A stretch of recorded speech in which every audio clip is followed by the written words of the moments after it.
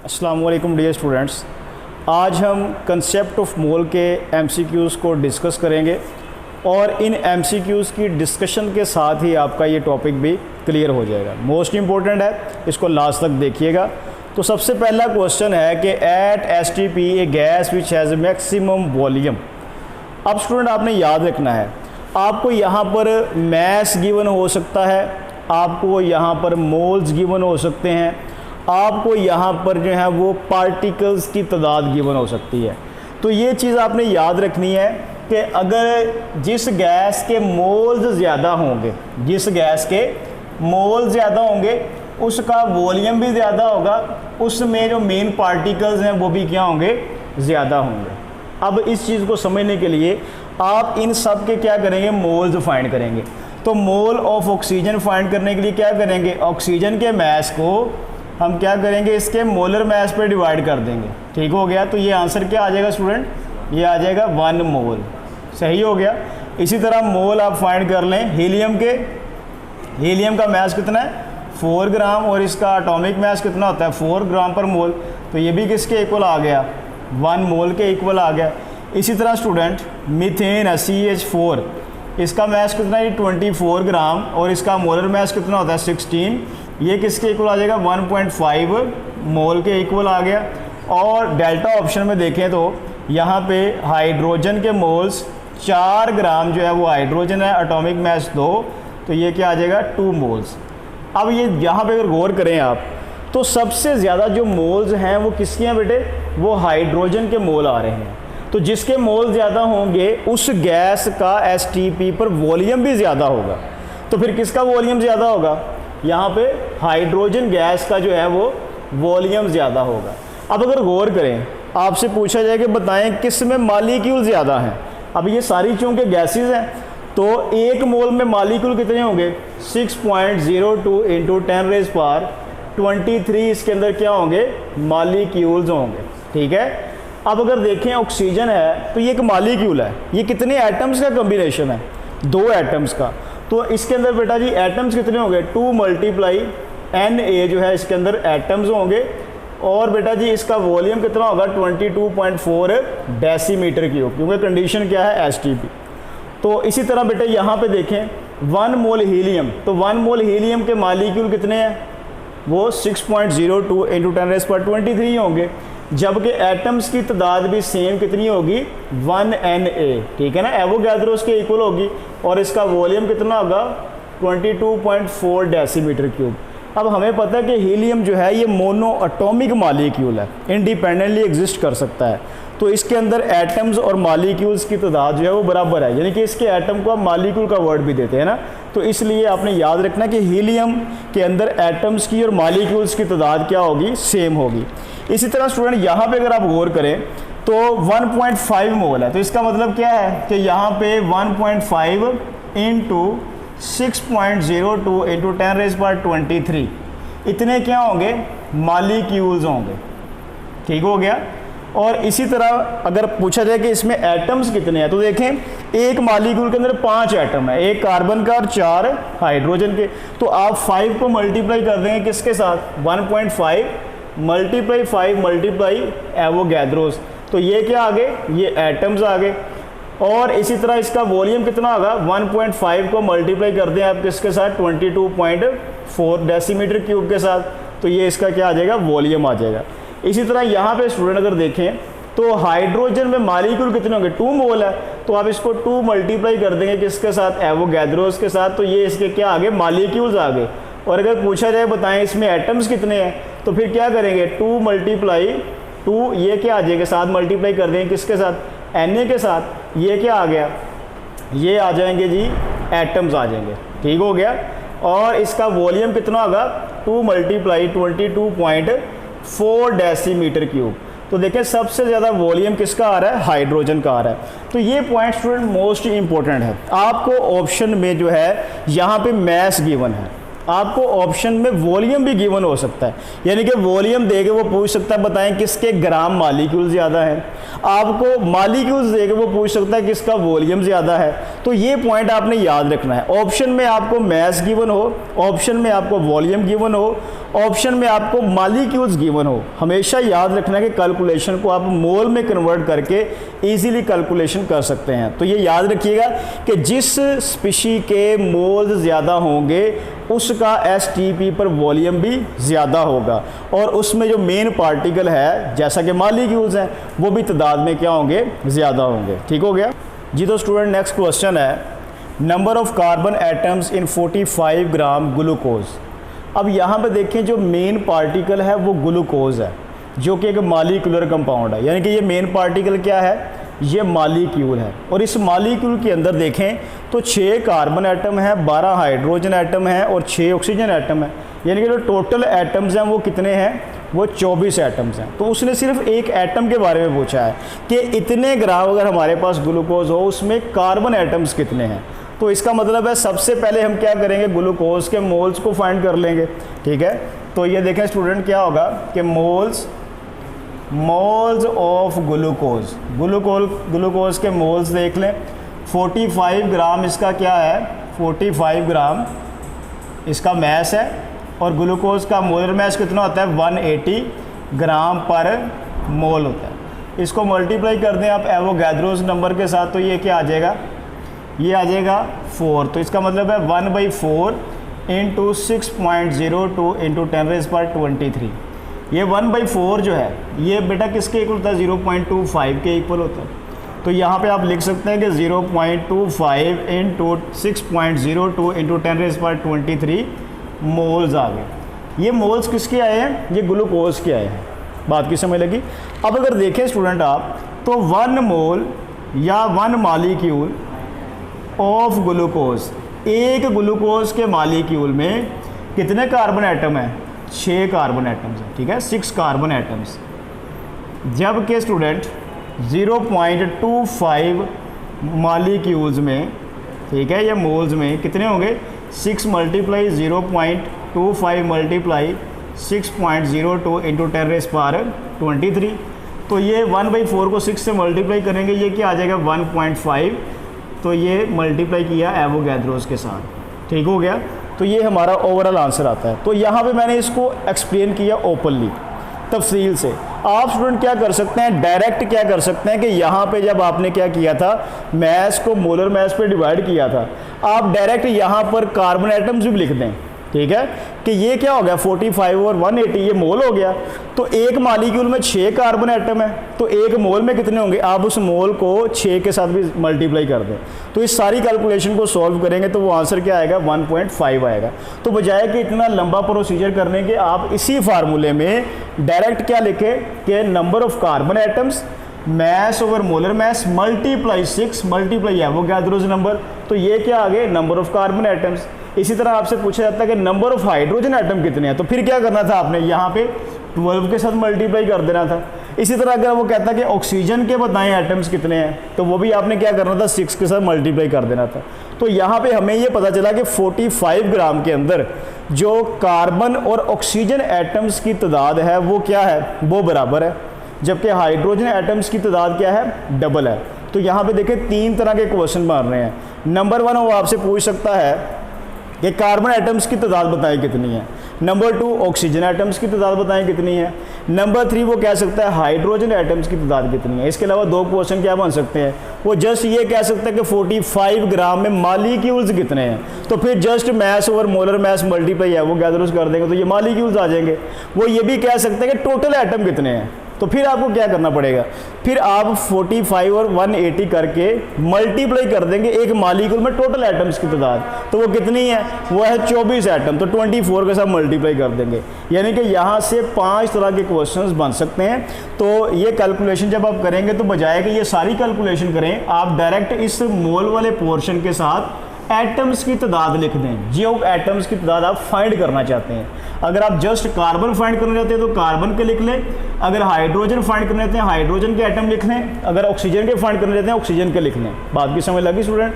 तो ये एक इंपॉर्टेंट क्वेश्चन था, यहाँ से 5 क्वेश्चन बन सकते हैं। शुक्रिया।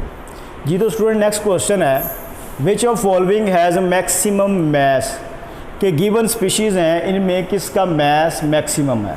अब यहाँ पे देखें तो ये मैस भी गिवन है, मोल भी गिवन है और यहाँ पे वॉल्यूम भी गिवन है, यहाँ पे पार्टिकल्स भी गिवन हो सकते हैं। अब एक चीज़ आपने बेटा याद रखनी है, वो क्या है कि जब आपसे कह दिया जाए कि 1 मोल, तो 1 मोल में जो पार्टिकल्स होते हैं वो कितने होते हैं 6.02 इंटू 10⁻23 और 1 मोल गैसेस का वॉल्यूम कितना होता है 22.414 डेसीमीटर क्यूब। ये चीज़ आपने याद रखनी है, ठीक हो गया। यानी कि स्टेटमेंट में अगर लिखा हो 22.4 डेसीमीटर क्यूब तो इसका मतलब क्या होगा 1 मोल ही होगा। स्टेटमेंट में लिखा हो 6.02 इंटू 10⁻23 मालिक्यूल्स, इसका मतलब भी क्या होगा 1 मोल ही होगा। ये चीज़ आपने याद रखनी है। तो अब यहाँ पे अगर देखें अल्फ़ा ऑप्शन में तो 2 ग्राम हाइड्रोजन किसके इक्वल है 2 ग्राम के इक्वल है। यहाँ पे देखें 0.5 मोल हीलियम, तो 0.5 मोल जो है आप इसको मल्टीप्लाई कर दें हीलियम के एटॉमिक मैस से, तो हीलियम का एटॉमिक मैस कितना होता है 20, तो ये क्या आ जाएगा ये 1/4 है, तो इसको मल्टीप्लाई करें ये क्या आ जाएगा ये 10 आ जाएगा 10 ग्राम, ठीक है। 0.5 को अगर आप मल्टीप्लाई करते हैं 20 के साथ, क्योंकि ये 1/5 है ये किसके इक्वल है 1/5 जो है वो 1/2 के इक्वल है, तो मल्टीप्लाई क्या किया आपने 20, तो ये क्या आ जाएगा 10 आ जाएगा, ठीक हो गया। इसी तरह स्टूडेंट यहाँ पे देखिए 22.4 डेसीमीटर क्यूब हीलियम, तो 22.4 डेसीमीटर क्यूब जो है ये किसके इक्वल है 1 मोल के, तो 1 मोल 22.4 डेसीमीटर क्यूब ये किसके इक्वल है 1 मोल के इक्वल है। तो 1 मोल हीलियम का मैस कितना होता है स्टूडेंट 4 ग्राम, जो कि इसका मोलर मैस है। और अगर यहाँ पे यूनिट लिखा हो AMU तो फिर वो कौन सा होगा रिलेटिव एटॉमिक मैस हो जाएगा। और इसी तरह बेटा 0.5 मोल क्या है कैल्शियम, तो 0.5 मोल है, आप इसके एटॉमिक मैस से मल्टीप्लाई कर दें 40 के साथ, तो ये स्टूडेंट कितना आ जाएगा ये 20 ग्राम आ जाएगा। तो यहाँ पे अगर आप देखें तो उसने कहा कि which of following has maximum mass, तो सबसे कम मैस किसका आ रहा है हाइड्रोजन का, उससे ज़्यादा किसका है हीलियम का, इसके अलावा सॉरी इसका नियोन का, और फिर हीलियम का 4 ग्राम और कैल्शियम का 20, तो सबसे ज़्यादा फिर किसका आया कैल्शियम का मैस जो है वो सबसे ज़्यादा होगा। तो यहाँ पे डेल्टा ऑप्शन जो है वो बेस्ट ऑप्शन होगी जी। तो स्टूडेंट नेक्स्ट क्वेश्चन है कि 3Na number of ionisable H ions present in 1 mole of, यहाँ पे ये सारे के सारे एसिड्स हैं, तो कहता है कि किसका 1 मोल जो है वो 3Na हाइड्रोजन आइंस प्रोड्यूस करेगा। तो इसका मतलब है आप सबकी आयोनाइजेशन इक्वेशन लिख लें। ये हमारे पास है जिस सल्फ्यूरिक एसिड, सल्फ्यूरिक एसिड जब कम्प्लीटली आयोनाइज होता है तो आयोनाइजेशन इक्वेशन लिखने का तरीका क्या है कि ये कितने हाइड्रोजन है, ये आ गया हाइड्रोजन आइन प्लस ये क्या आ गया सल्फेट आइन -2, यहाँ पे सल्फ हाइड्रोजन 2 हैं तो यहाँ पे 2 लिख लेंगे आप। इसी तरह फास्फोरिक एसिड H3PO4 ये जब आयोनाइज होगा तो 3H आइन प्रोड्यूस होंगे और एक जो है वो फास्फेट आइन प्रोड्यूस होगा। इसी तरह ये जो हमारे पास ऑक्सैलिक एसिड है, ठीक है, ये जब आयोनाइज होगा तो ये दोनों H रिमूव कर देगा, ऑक्सैलेट आइन बन जाएगा और साथ ये 2 हाइड्रोजन आइंस। और एसिटिक एसिड, एसिटिक एसिड एक वीक एसिड है, ये आयोनाइज होके सिर्फ एक ही H आइन प्रोड्यूस करता है, एसीटेट आइन प्रोड्यूस होगा साथ हाइड्रोजन आइन प्रोड्यूस होगा। तो स्टूडेंट देखें एक मालिक्यूल सल्फ्यूरिक एसिड का 2 H आइन प्रोड्यूस कर रहा है, इसी तरह एक मालिक्यूल फास्फोरिक एसिड का 3 H आइन प्रोड्यूस कर रहा है, एक मालिक्यूल ऑक्सैलिक एसिड का 2 H आइन प्रोड्यूस कर रहा है और एक मालिक्यूल एसिटिक एसिड का 1 H आइन। तो अगर ये 1 मोल हो तो आप इसको मल्टीप्लाई कर देंगे किसके साथ एवोगैड्रोस के साथ, तो यहाँ पे हाइड्रोजन आइन एक मालिक्यूल से 2 प्रोड्यूस हो रहे हैं और एक मोल से कितने होंगे 2Na। इसी तरह यहाँ पे एक मालिक्यूल से 3 H आइन तो एक मोल से कितने होंगे 3Na। इसी तरह यहाँ पे देखें तो यहाँ पे कितने होंगे 2Na और यहाँ पे कितने होंगे यहाँ पे जस्ट Na होंगे। बात की समझ लगी स्टूडेंट।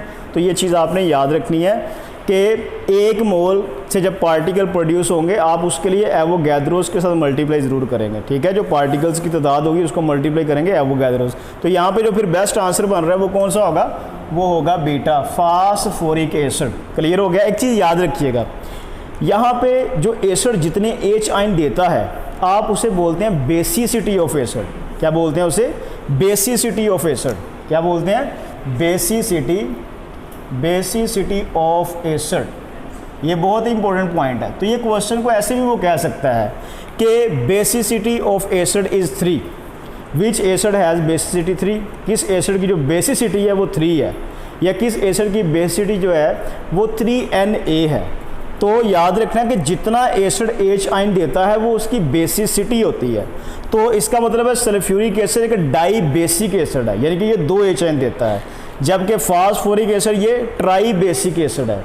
इसी तरह ये ऑक्सैलिक एसिड जो है ये डाई या बाई बेसिक एसिड है, और जो एसिटिक एसिड है ये मोनो बेसिक एसिड है। बात की समझ लगी ना। बेसिसिटी ऑफ एसिड क्या है कि नंबर ऑफ H आइंस, ये क्या है, number of H ions produced by N acid. एक एसिड जितने H आयन देता है उसे बोलते हैं बेसिसिटी ऑफ एसिड। बात की समझ लगी स्टूडेंट जी। तो स्टूडेंट अब हम क्वेश्चन डिस्कस करते हैं, how many gram atoms in 0.1 kilogram calcium.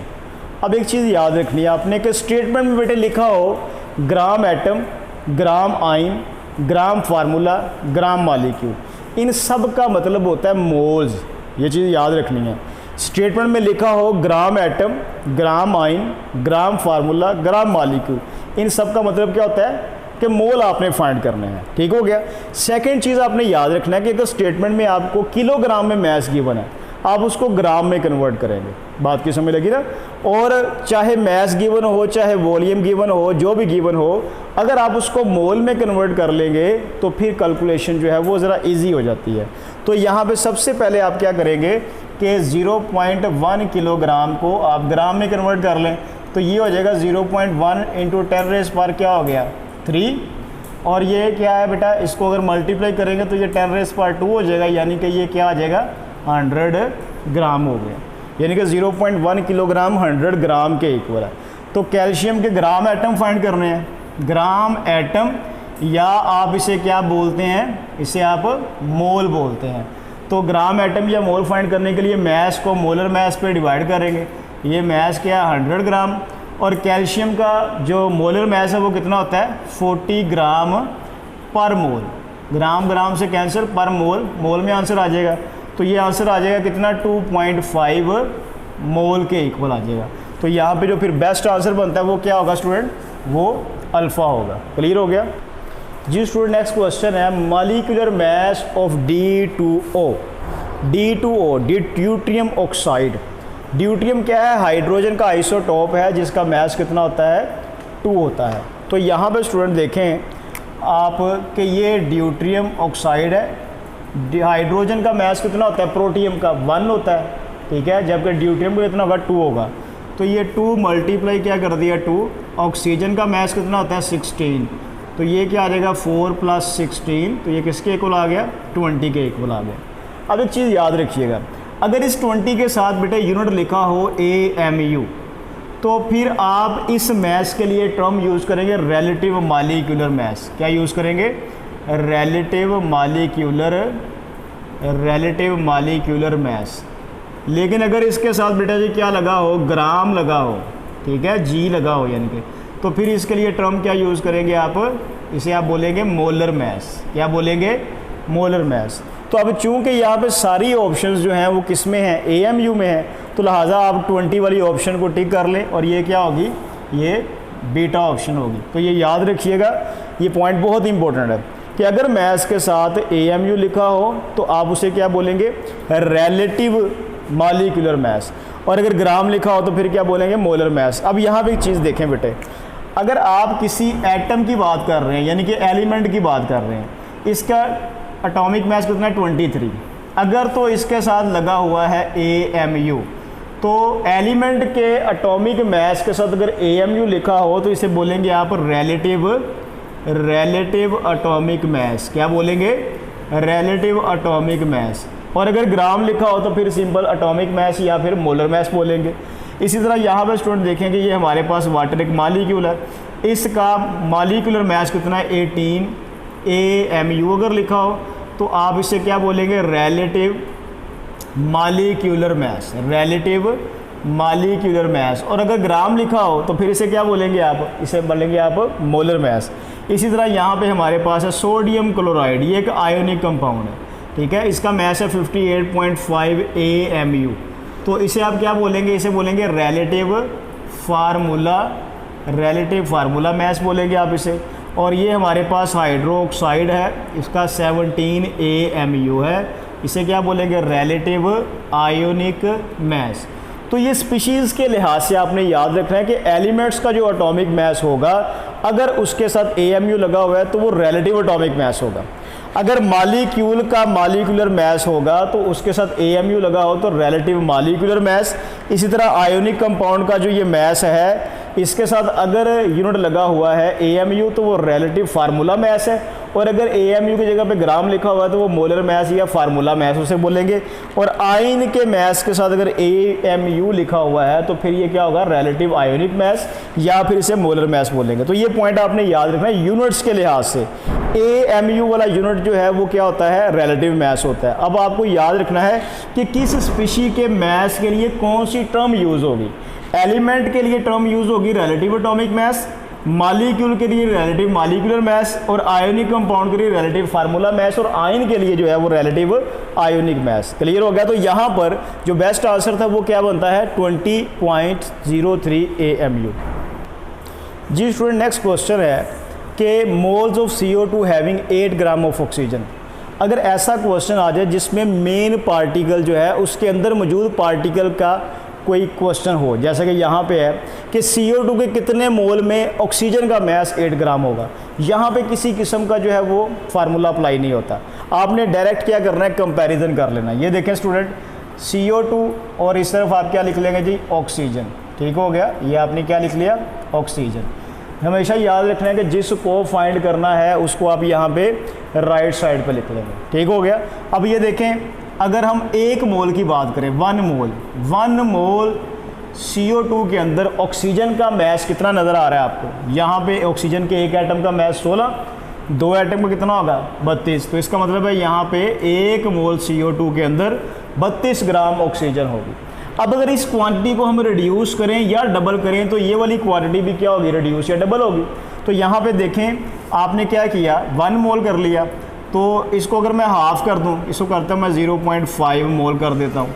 अगर इसको हाफ़ करूँगा तो ये भी क्या हो जाएगी, हाफ़ हो जाएगी।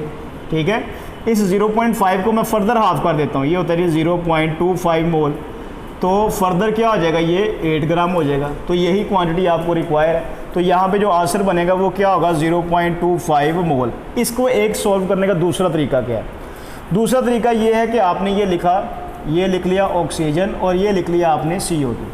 ठीक हो गया। सबसे पहले आप 1 मोल की बात कर लें कि 1 मोल यानी कि जब 1 मोल CO2 होगी तो उसके अंदर ऑक्सीजन कितनी है जी, उसके अंदर है 32 ग्राम ऑक्सीजन।